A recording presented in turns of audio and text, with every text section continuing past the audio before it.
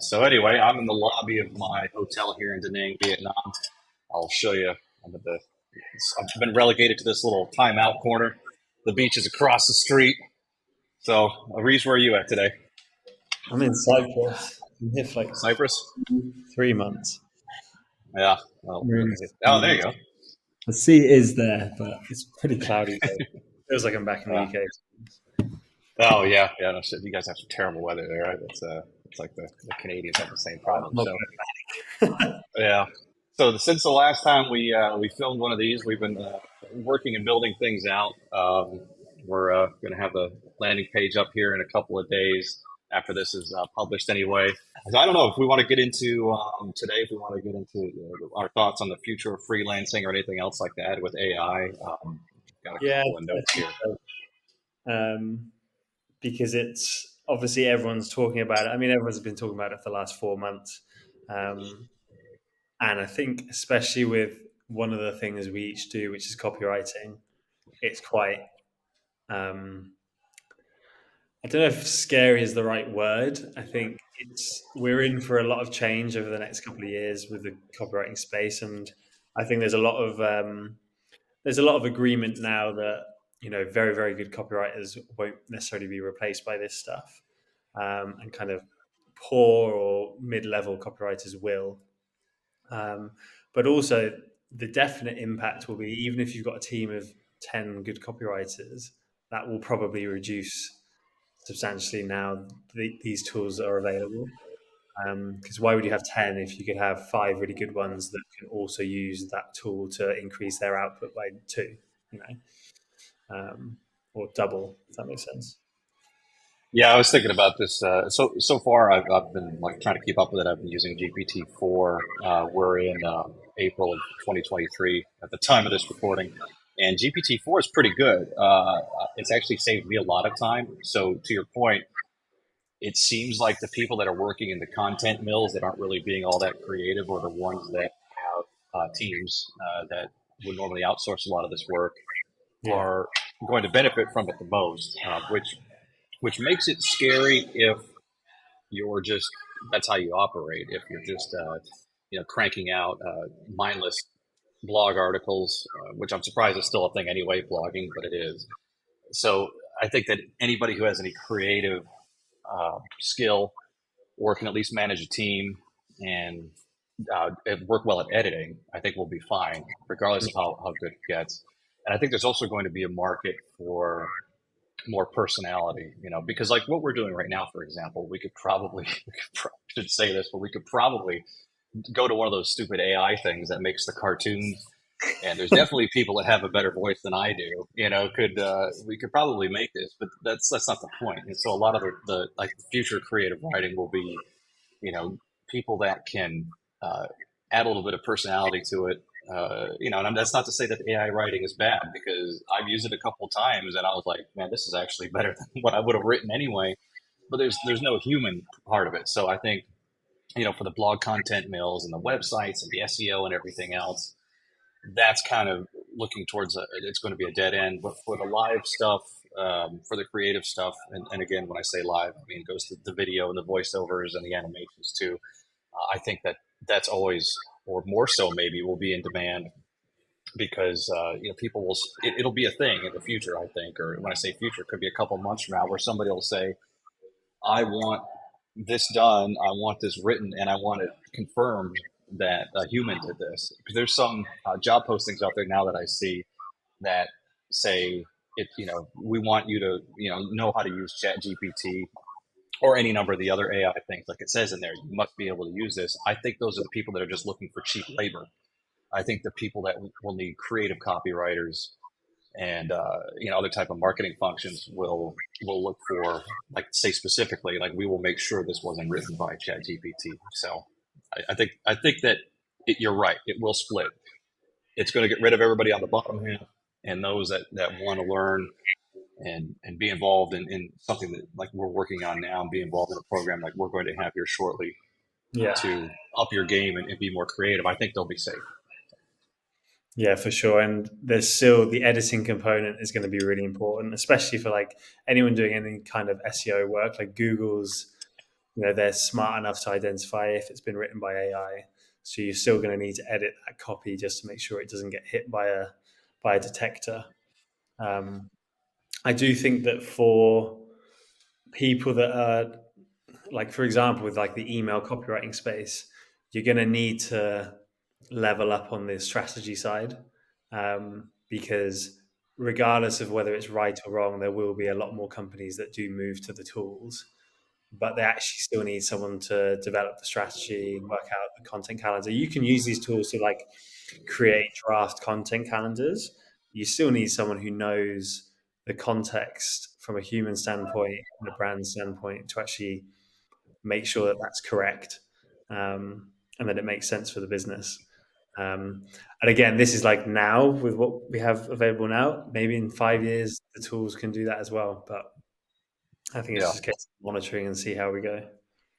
Yeah, no, so it's funny you brought that point up about the email stuff. I was writing a series of emails for a law firm today, and there, so the email, I put in as many prompts as I can, and I'm no expert at ChatGPT, but I tried. I put in, I need an email about this, that's going to be sequential, whatever. I won't bore you with the details. Um, it did an okay job with the emails, but what it couldn't do was decide the flow and the sequencing. So I had to go through and figure out if I was the client or somebody who signed up for the newsletter, what do I want to get week after week? Mm. What's going to give me fatigue? It's an email sequence for personal injury. So, Chat or the AI software wanted me to run the same stuff every week with just a generic CTA. So you're exactly right. It can help you not have the writer's block on the emails and everything else. But as far as setting up the sequences and strategizing and deciding, as a human, what these people would want to read or what would wear them out or make them unsubscribe. And then the ESP setup, which I wish there was AI that could do that. It's my least favorite thing to do is set up the ESP. So yeah, I think we're headed in that direction. So Yeah, for sure. It has been incredibly useful to brainstorm and get first drafts written, um, but I do feel sometimes you can sense when you're doing that and you're getting that kind of first draft. I've sensed that I'm not using any creative muscles, and the fear as more of a general AI point of view when it comes to this kind of stuff is like, if I'm not training the brain to be doing those things, what is my brain going to be like in 20 years? Like, if we're kind of outsourcing all this stuff to the tool, what's the impact on, I don't know, like memory, creativity? Like, are we moving to like Wally or Wally? I don't know how you pronounce it, but yeah, that, I think so. whether the things like, because not not because not necessarily because AI does everything and that's then how we want to live, but it's like how we have to start or have been forced to live because our brains just aren't what they used to be, because it hasn't, the brains of like the kids that are being brought up haven't been forced to go through the kind of training that previous humans have been through, if that makes sense, because the tools do that stuff now, so you just need to like survive. But survival is easy because everything's kind of on a plate and provided by by these AI tools. Yeah, that's true. So speaking of just in stages and creativity and everything else, so obviously when you start out freelancing or any type of career or just life in general with work, everything you do builds year after year. So even the things I did that were unrelated to this job now that I did 20 years ago still have some shape on what I'm doing now.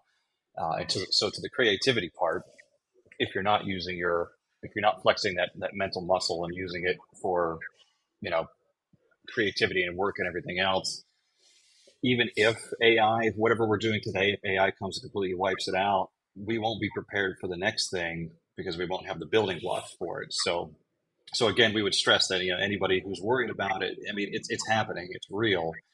I don't think it's going to be necessarily the big dead end that everybody says it is, unless you just give up and you're not willing to try new things. And I think that having the foundation of copywriting, which is something that'll be one of our core teachings once we get up and running, is a great start on that. And then, whatever other functions get taken up. I mean, look, this isn't all bad.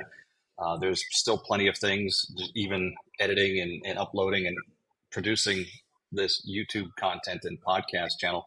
I mean, there's some things that I wish AI would do for us here too. So, but yeah, if we just if we just go through life and we have a robot come up with all of our content, and we're not thinking or being creative, besides the impact, the larger impact on the human race in general. I Mhm. mean, your sense of purpose, like what are we doing here? And I think that's what's going to separate people. And there are going to be a lot of people down and out that right now rely on that. That need 90% of the AI, and they just take it and then they pass it through Grammarly or something else because they just don't have this. Yeah. Either they're not creative or whatever. They just have to do it. So one of our main goals in our coaching program is to help develop that creative sense and work on that, whatever that ends up being, whether it's copywriting, marketing, or any other business venture. But yeah, AI is here and it's unavoidable. But I don't think it doesn't have to be a dead end if you don't let it. Yeah, you need to have some agency. So if you are someone that is worried about what's the impact on my ability over the years, then you need to make sure you're flexing that muscle. So if you have to start using these tools to adapt to the career side, like maybe you should be doing exercises that is like cool. You sit down and you do copywriting exercises with no AI, just to keep that muscle trained and also to Mm, understand and keep your understanding of what is good copywriting, good copy that sells, um, instead of just adapting and then being fully reliant on the tool because like you're just going to be a really good person that can use that tool. Um, right. Yeah, it says so it's estimated. I'm just looking at the stats now. It's estimated that most, or at least a majority, of the planet will be freelancing, the workforce anyway, by 2030. And I tend to believe that. It's estimated now that about 30% of the U.S. is freelancing, which I could see because being plugged into the workforce there, that does sound like a solid number. So if the world is shifting in that direction. And again, even if you're not necessarily interested in marketing or copywriting or things that may be affected by AI, freelancing is going to keep building. It's going to be it's going to be more often than not, you're going to run into a freelancer than somebody who works in the corporate world. So to get ahead of that and to kind of have what we call veteran status when the world shifts to freelancing is important as well. And that's another thing that we'll be getting into, kind of starting your own monopoly, your own one person business with the foundation in writing. But the last thing you want to do is be that person left behind, either sitting somewhere in the corporate world that gets shut out because you don't have the veteran status and the resume and the testimonials as a freelancer, or you're working for somebody else, even as a freelancer or subcontractor. You can still get cut out that way too. So that's another big part of our program is going to be being self-reliant, being able to work as a team and have a network of people to help you out. But being able to take charge of your own little one person monopoly, one person business. yeah, for sure. You're going to be people will be hired based on their competence, their personality. Like, does the person like them?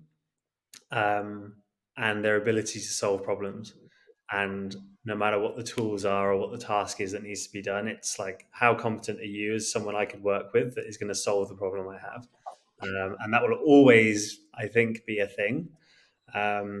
It will just be the delivery that changes. But I also think the personality side and the story side will probably become more important over time because of these tools. Like, people will be more interested in, well, what was your journey to get to where you are? Where's the human like, they'll be looking for the human element instead of just wanting to hire a cog that uses these tools. Yeah, no, personality is going to be the big thing, and we've even discussed that when we're talking about building this community. Is if you asked anyone to, like this conversation we're having now, we could have scripted this entire thing certainly on AI and sat down and just read to the camera. But personality and confidence is going to be everything. Like, what's your experience been since ChatGPT came out? What's your experience been with clients? Like, has it been a topic of conversation? Have they asked you to use it? Anything like that? I actually, I'll tell this story, even though you know it's kind of a might not be the best for me, but who cares? I actually got tasked to write an article the other day for a company that I do a lot of work for, and it was a very dry article. And again, I got the task, and I was like, God, yeah, why are we even doing these anymore? It's for a blog article. I don't want to talk too much about it because they'll know who they are if they ever watch this. It'll be too late by then. I'll already raise my rates and I'll be gone. You'll never find me. But anyway, it was like it was a comparison for two separate things that were very boring.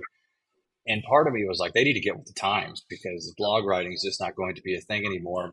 And if I need to know somebody or if anybody else needs to know something, surely they can either look it up for themselves or whatever. So point being, I had to write a fairly technical, boring article, about 1,000 words, and I gave ChatGPT a very like detailed prompt, and I sent it in, and then they ran it through. I don't know what it's called, but they ran it through something, and they sent it back to me, and they're like, "This is 90% AI," and I was like, "Yeah, you know."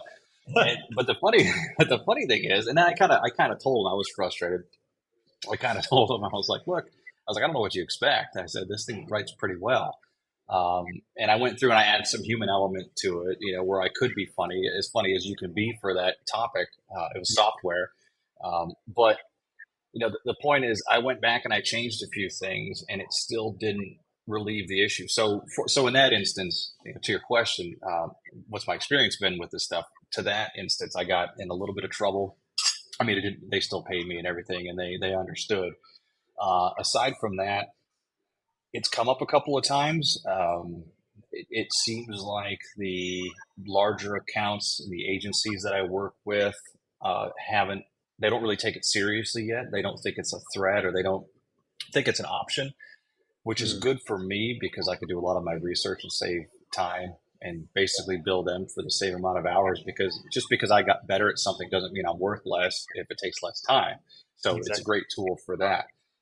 Some of the what I have noticed on some of the job boards, because and I still, doesn't matter how many clients I have or how busy I get, or if I put in a 16-hour day, um, I still make a point to check job boards every day, to make sure. Because let's say all my clients watch this video today, and then by tomorrow they'll call me and tell me they don't want me anymore. I want to be able to have a backup for that. So point is, like, no matter how busy I get or how secure I think I am with my clients and the work, even if I have projects lined out for a month, I still do my diligence. I have a little tab on my Chrome browser.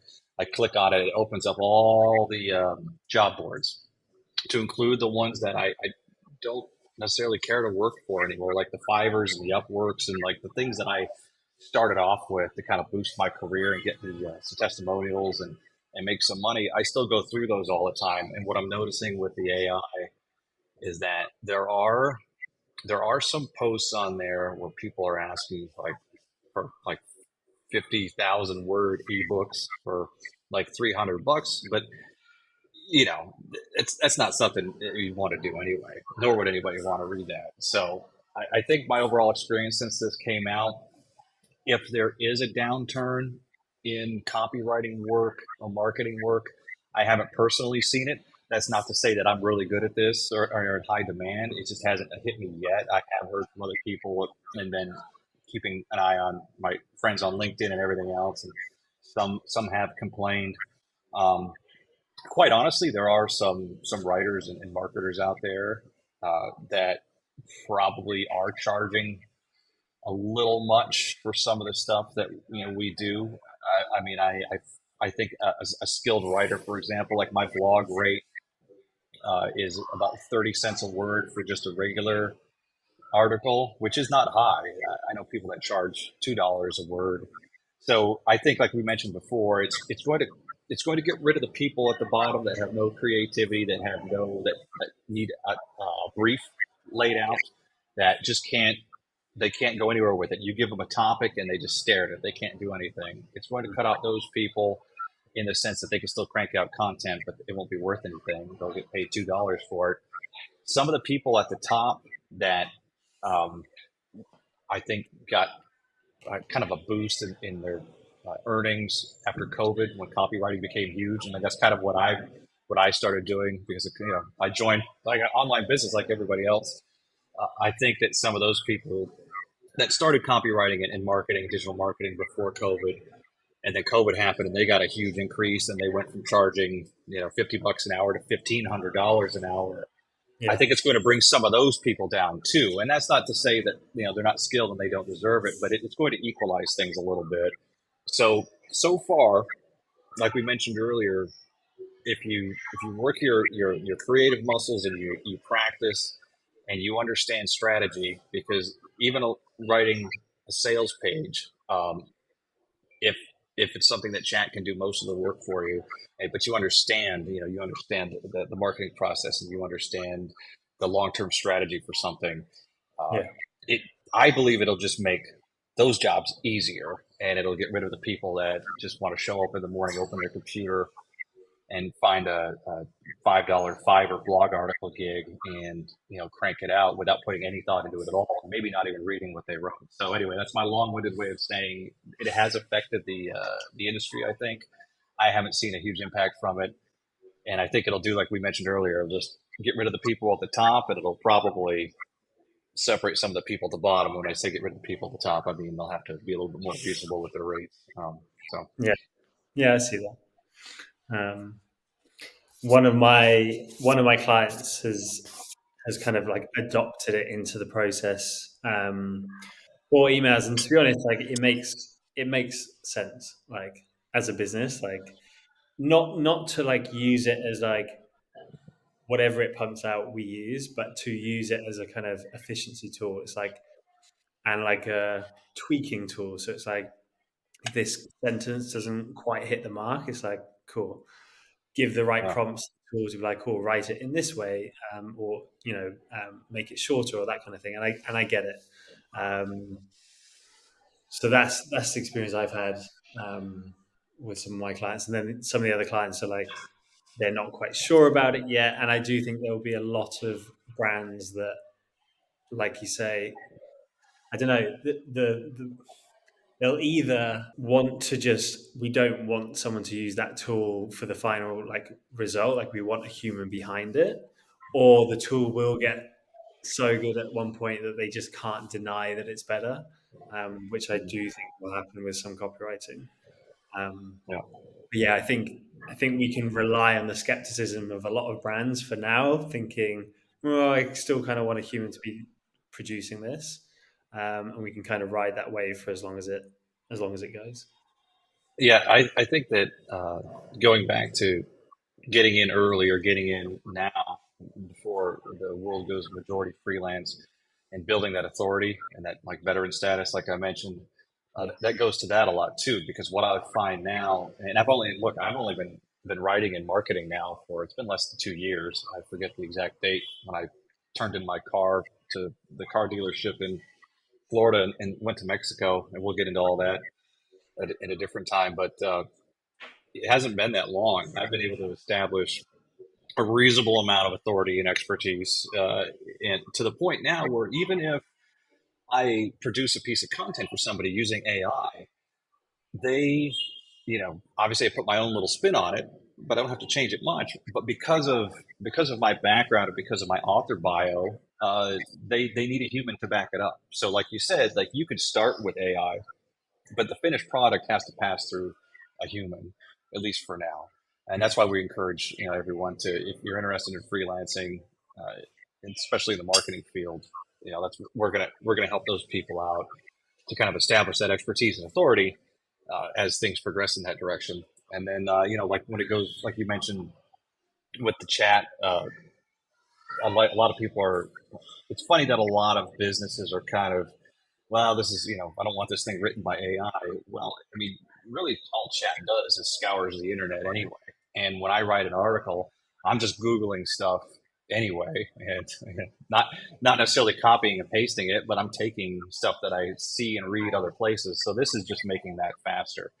Yeah. So I think, again, I don't think it's the big gloom and doom that everybody says it's going to be, but you definitely have to have other skills and be more well rounded. And like we've seen with people that, the whole niche down thing, which is still the thing, it's preached the most in our industry, that you have to pick a specific, uh, you know, like function. Like I'm just going to do, email copywriting, but don't worry about learning how to set up the email service provider or strategizing out the email sequences or anything like that. You just worry about the writing.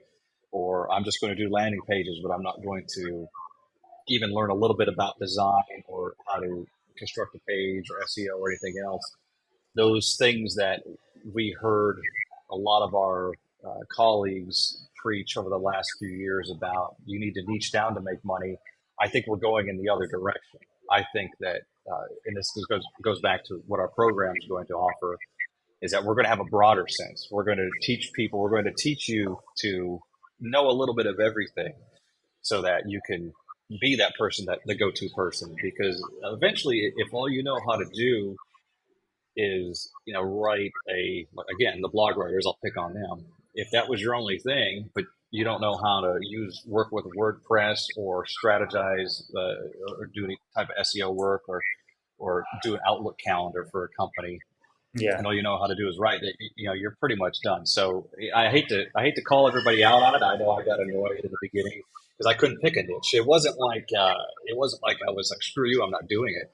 I just didn't know. I was too nervous to settle. And what that created in me, good or bad, whatever, is that I learned a whole bunch of stuff. I'm not good at anything in particular, but I have a wide range of things, and that's what we intend to pass along to the members of the community and Yeah. help them grow in many directions. That way, if it's just like any other job, man. Like I don't know how it was where you were at the time. I don't know if you were in the UK at the time or not when Uber came out. This is a really stupid analogy, but it goes to what I'm saying. What happened in Florida when I was living there at the time when Uber came out and finally came down to Florida because it hit a few states at once. Um, all the cab drivers lost their jobs. Because they weren't willing, and some of them that were willing to shift and go work for Uber. Now, is this the same as the AI revolution? Not exactly, but you got to have the mindset that you're willing to learn something new and shift into a new job. And a lot of them What's were like, yeah, like what's the alternative? Like yeah, in another career, or you adapt. Like it might be wrong. Like it might not be a good thing, but it's how it is. So you can spend so much time thinking this is unfair, whatever, but it's happening. So yeah, like you need to adapt. Um, yeah. When the cars first started rolling off the assembly lines here, like in 1903 or whatever, Henry Ford started mass producing vehicles. People would, and this was in the newspapers back then. Like I was going to, not obviously not on TV back then, but in the newspapers, they would show um, broken down cars on the side of whatever road, and they would make fun of them. They would say, they'd yell, "This is really out of the history books." They would yell, "Get a horse," or something stupid like that, because they were resistant to change. And the thing is, like, obviously, we all have vehicles now, and people felt bad for the farriers, the people that have worked on horseshoes and everything else. But it's like they have to learn to adapt. And now that electric cars are coming out, no matter how you feel about that, things are just going to change. Mechanics are going to have to. This has been affecting the blue collar community for hundreds of years, and it's finally coming around to the digital age now. So, again, in order to stay ahead of it, and you're right, what's your alternative? Just say screw it, I give up, and not do anything. and I think Yeah, some people will fight it, and they're probably justified. Like I get it, but also it seems like it would be a losing battle, and more misery would come out of it from that than adapting, yeah. right or wrong.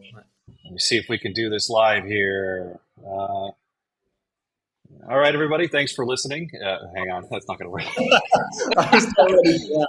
Uh, Uh, all right, everybody. Thanks for listening. Remember to like, subscribe, share, download, swipe right, whatever it is you want to do. And we'll be launching the landing page here in a few days. This will probably be published a little before that, and more content to come. We're going to try to put one of these podcasts out at least once a week, maybe twice a week, as we conquer more topics. So that's it. Yeah, nice.